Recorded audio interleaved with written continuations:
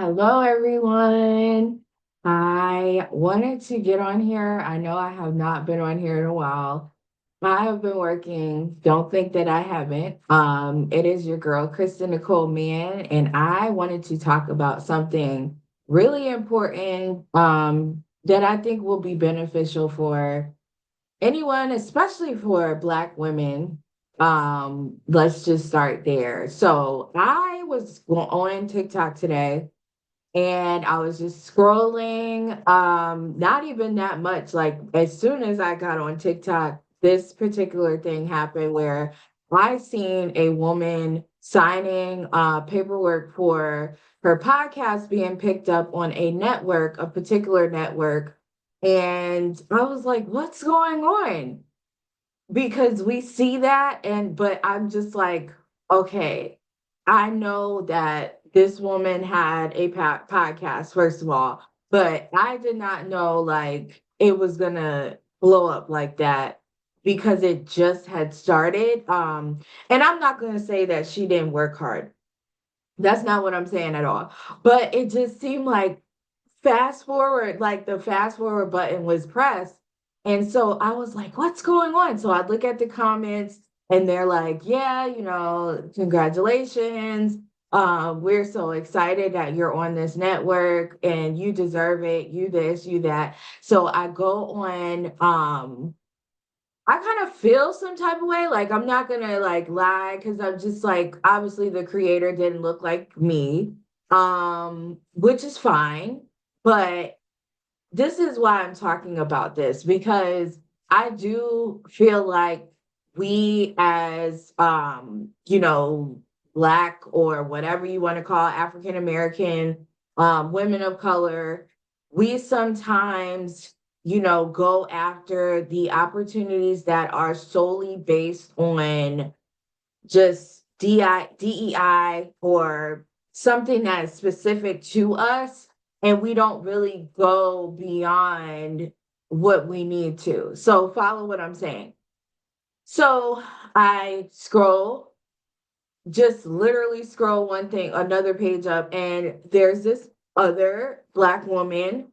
Um, that is answering the question that I have because I was just like, I didn't necessarily feel a type of way where I was like, I don't think she deserved it. I just felt a certain type of way because I'm like, we have all these creators out here putting in the work, but she kind of popped that bubble for me. And I'm so glad that I watched it. And I'm coming on here to kind of share with y'all because it really put things into perspective when it comes to all of this creativity, whether you want to do a podcast, whether you want to create content, whether you want to write a blog, it does not matter if you don't have a work ethic. Like we have to, she admitted that Black women that start to become of darker skin, the algorithm is not putting people in front of our stuff. And reasons why is because there is still a society norm of how people view what women they in particular would like to follow. So if it's blonde hair, blue eyed, or like any type of aesthetic like that, that she said, unfortunately, that's what people want to follow. And she used to work at YouTube, and she was just saying, like, if they have to work hard for their certain things, like, getting on a distribution network, which is really what it is, because if you do it from bootstrap, you're going to have to put in 10 times more work. And I think we just need to start putting those type of expectations when we start diving into this creativity world, because I do think sometimes we do act entitled, like it's just gonna come because I'm on here and I might post one day, I might post a video a week, but these people are out here working. These people are out here working. They're showing up. There is with quality. It doesn't matter, what it is. It could be a blog, like I said. It could be even artwork. It could be just something that has to do with creativity. They're showing up. So this is not really a feel good episode or whatever you want to call it because it was like a reality check to me. And I hope that it's a reality check in love to you that we do have to work harder if you are in America. That's just what it is. And the thing is, we have to stop putting ourselves as victims and really put in the work because there's a lot of creators, there's a lot of creative people, there's a lot of women in particular that have gifting, they have talent, but their work ethic is not up to par. If people don't know what you do, that's not you haven't put in the work to show people, like, get on, put a video up on YouTube, start typing on these platforms. If you don't want to start with video, do something that people can get to know you by and start putting in that work because that is actually work. That is work. And I looked up, so the network that this particular woman was signing to was the infamous Call Her Daddy starter or owner of the Call Her Daddy podcast, and it's Alex Cooper.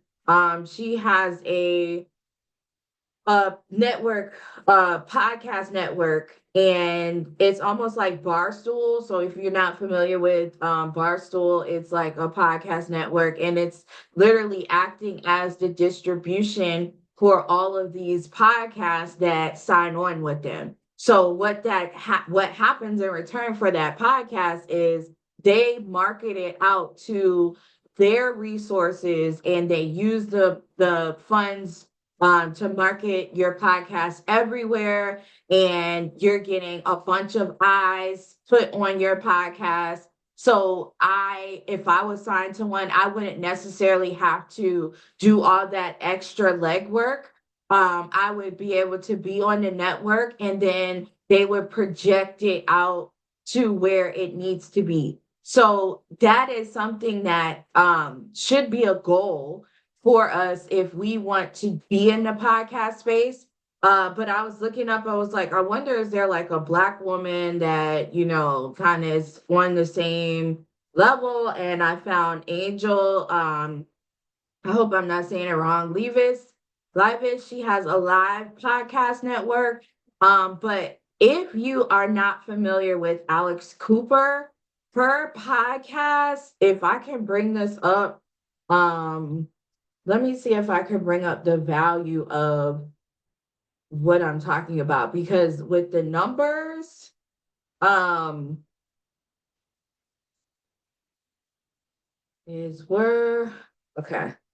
So they're saying, according to Google, they're saying that her Call Her Daddy podcast was reportedly sold to SiriusXM for 100 million to 125 million. So we're talking about with people talking and using their voice. And this is a woman. And it's not a Black woman, it's actually a white woman. So it puts things in perspective because if you want to just show up on here and just like play around and, do talk about things every now and then, let's take like Club Shay Shay, for instance.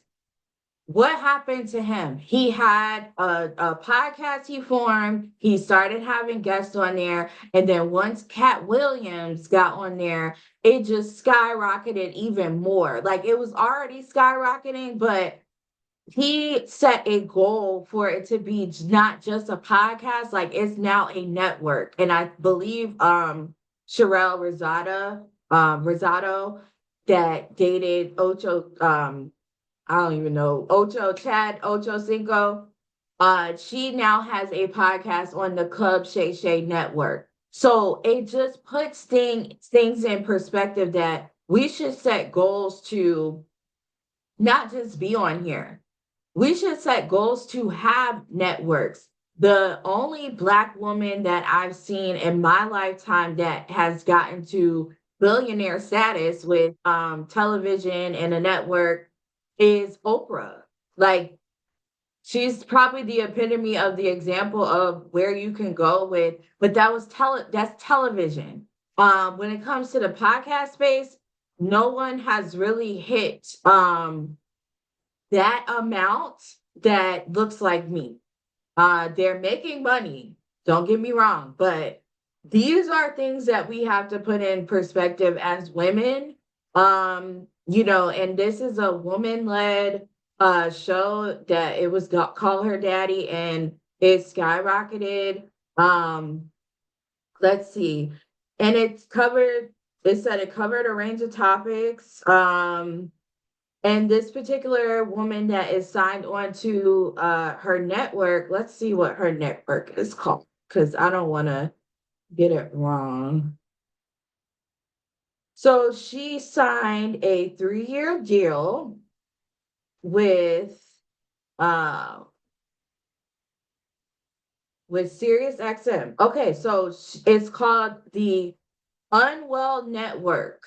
It's called the Unwell Network, and it's under Sirius XM, and it was worth 125 million for 3 years.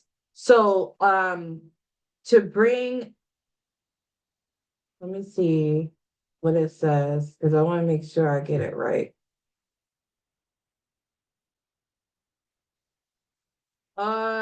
So she has a total of 5 podcasts to the 34 million subscriber strong radio giant.